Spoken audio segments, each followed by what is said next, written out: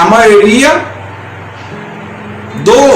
dos países comunistas, eles implementam o ateísmo de Estado, aonde em todas as esferas do Estado não existe nenhum tipo de menção religiosa, seja qual for.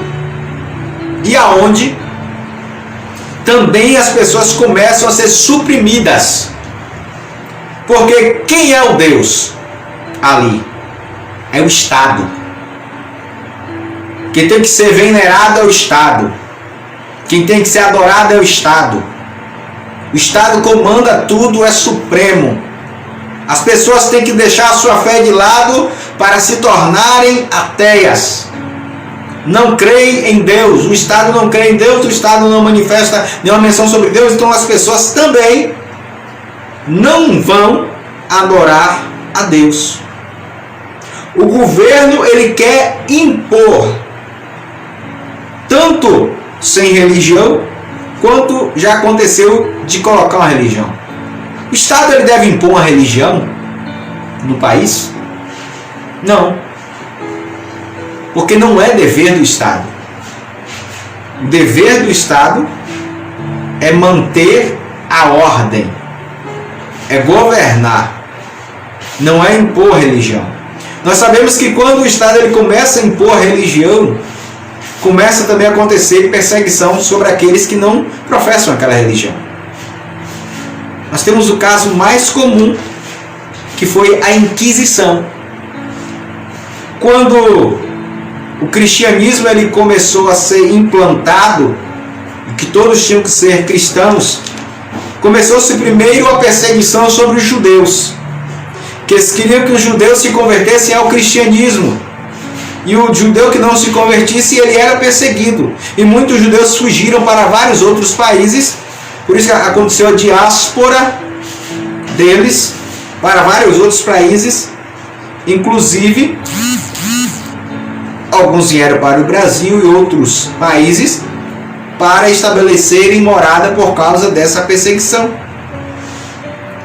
E tem também quando o cristianismo, que se tornou universal, ele agora começa a perseguir aqueles que já não professavam aquela fé cristã da época, que era o catolicismo.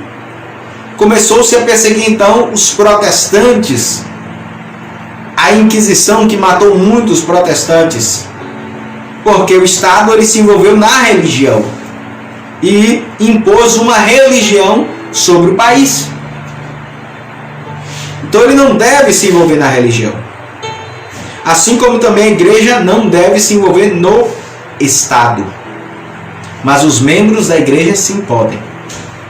Podem se candidatar, podem ir lá falar, podem dar a sua voz, a sua expressão sobre o assunto. E também o contrário quando retira, que é o ateísmo de Estado, que também há perseguição. Porque o Estado também está intervindo na religião. Porque já que o Estado é ateísta, ele quer que as pessoas também sejam. Então nós temos muito que estar atentos a isso.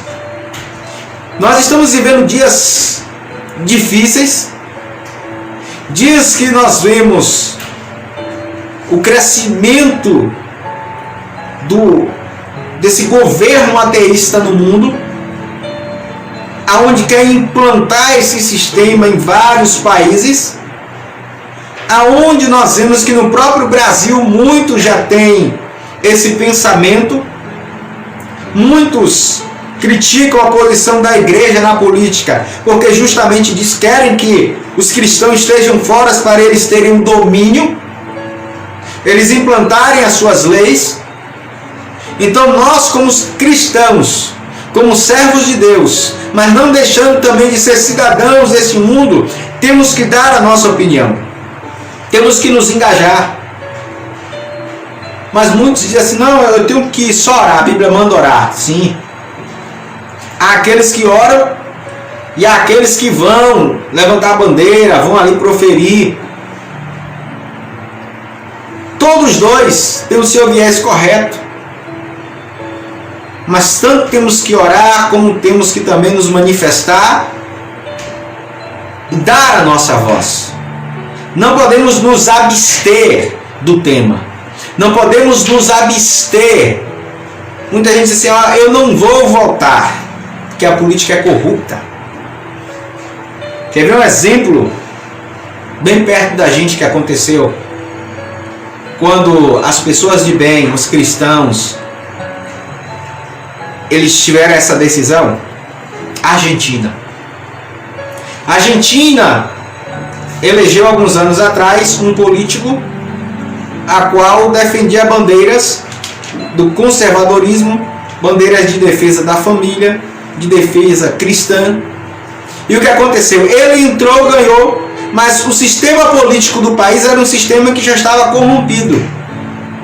E quando ele chegou lá, ele não pôde fazer nada. Estava sozinho. O que aconteceu? Aqueles que votaram nele, na outra eleição se abstiveram de votar, porque achava que não tinha mais jeito, não tinha mais solução, então a gente não vai votar. O que aconteceu?